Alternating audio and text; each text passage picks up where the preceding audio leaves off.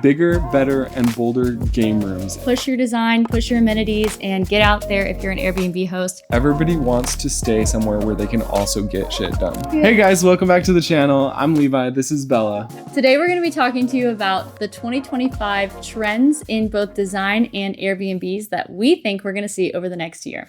So to set the stage, we all know that Airbnb has shifted drastically over the last 3 or 4 years. And ultimately, it is a game of who has the best house, both amenities, design, all of the above. You really got to have it all.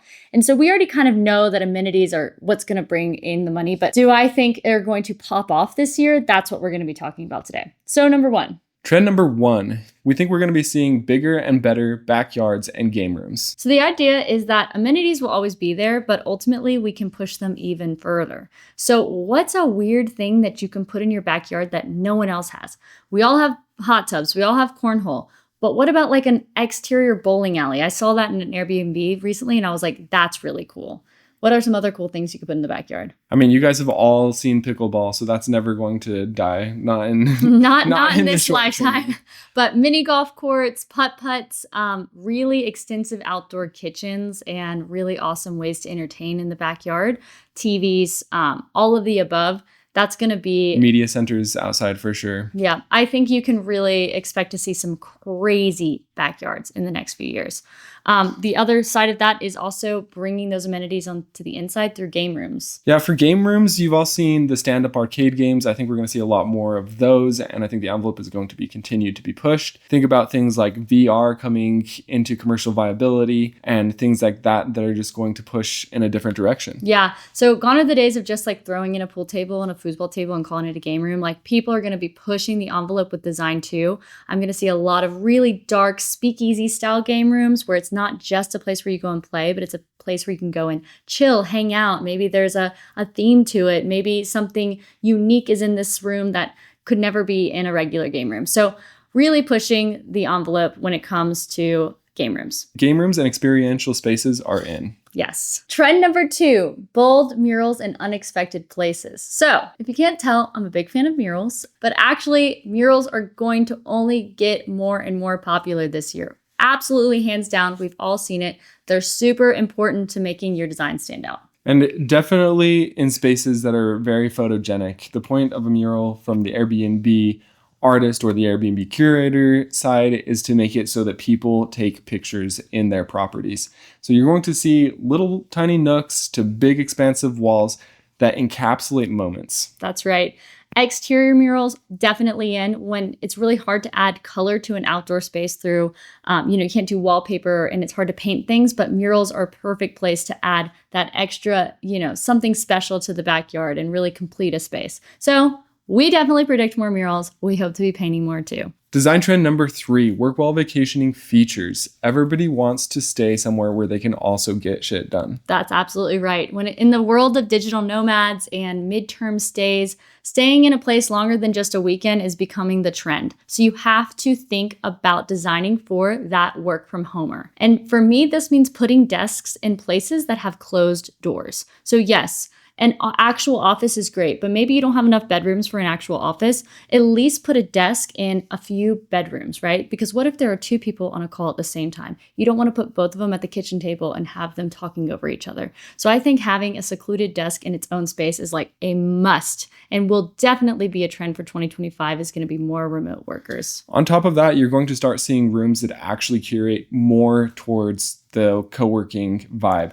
You're going to see a lot of day beds, trundles, Murphy beds, pull-out couches, anything that people can do to create an awesome working environment, that also adds to their sleep count. That's exactly right. So maybe you have a room that could be a perfect office and you still want to have a few more people in there, consider a Murphy bed. But either way, work from home is 2025 and it will continue to be more and more popular. Trend number 4, color drenching. So this is definitely more of an interior design trend, and I think it has a huge place over the next decade in our style as a society. And that is not just painting a wall, but painting every wall, including the trim.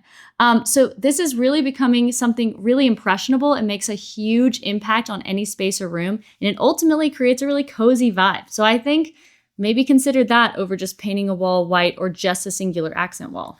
This is something that scares a lot of people because they think there's not going to be any contrast. But what it actually does is it allows the texture of the trim and different features to stand out in ways that they couldn't if they were a different color, because the color contrast would be the one competing for the attention. Yeah. And if color drenching is a little bit too scary for you, consider like a tone on tone situation. Maybe the trim is a little darker than the wall, or vice versa. The wall's a little darker than the trim, but they're still in the same monochromatic scheme. That's a cool way to add some dimensionality. But I absolutely love color drenching. I always try to convince clients to try it out, but it is a big commitment. You're painting a lot, but I wouldn't be afraid. It's just paint. You can always paint over it. And ultimately, it's bound to add a lot of uniqueness to your property. The cheapest and easiest way is just to drench a 5-gallon bucket onto any wall. Don't even worry about the cleanup. Don't take his advice. Design trend number 5 is going to be themed and narrative-driven houses. So we've all seen some really awesome themed houses, particularly in the girl space, bachelorette houses, some of those really cool pink houses. I love all of them. But I think in this next year and years to come, you're going to be seeing even more themed houses. So it won't just be girls. It'll be like the Shipwreck House, one of my favorites by Christy Wolf. That's a great example. Or a horror house, or maybe like a Harry Potter themed house. I saw one from Summerled that did that. So there's a lot of opportunity to push the envelope differently. Maybe you have a man cave house or an art-driven house where you go to make art, like our artist loft is.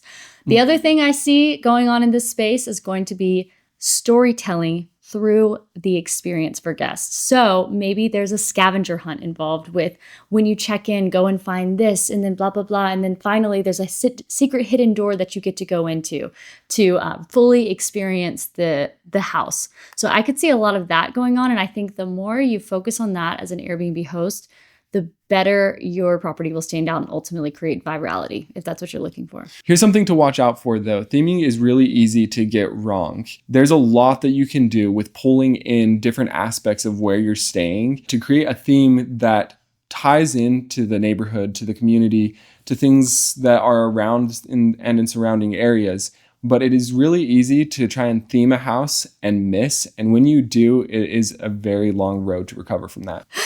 I agree. You might be suffering from theming-itis.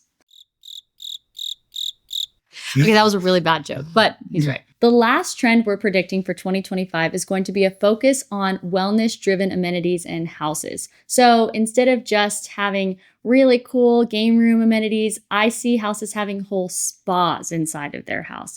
And I think this is going to bring a whole new audience of people who want to have a getaway experience at your Airbnb. You guys have already seen things like hot tubs and even saunas start to pop up, but additional features like cold plunges and yoga decks, we feel, are going to start making a bigger presence in the Airbnb world. Yeah.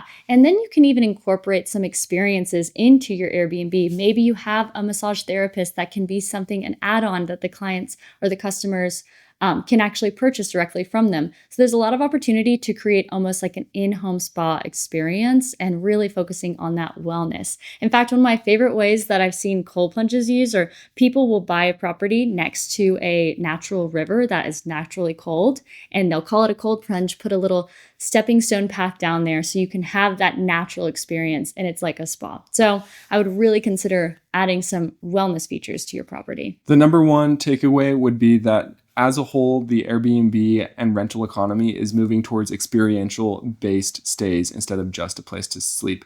We've been seeing this the last few years, and we think it's only going to go further. Yep. So definitely push your design, push your amenities, and get out there if you're an Airbnb host. We wish you luck. We'll review this at the end of the year and see how well we did. And we want to know from you, what trends do you think are going to be popping off this year? And what do you think we're wrong about? Let us know in the comments. All right. We'll see you next time. Bye. Bye.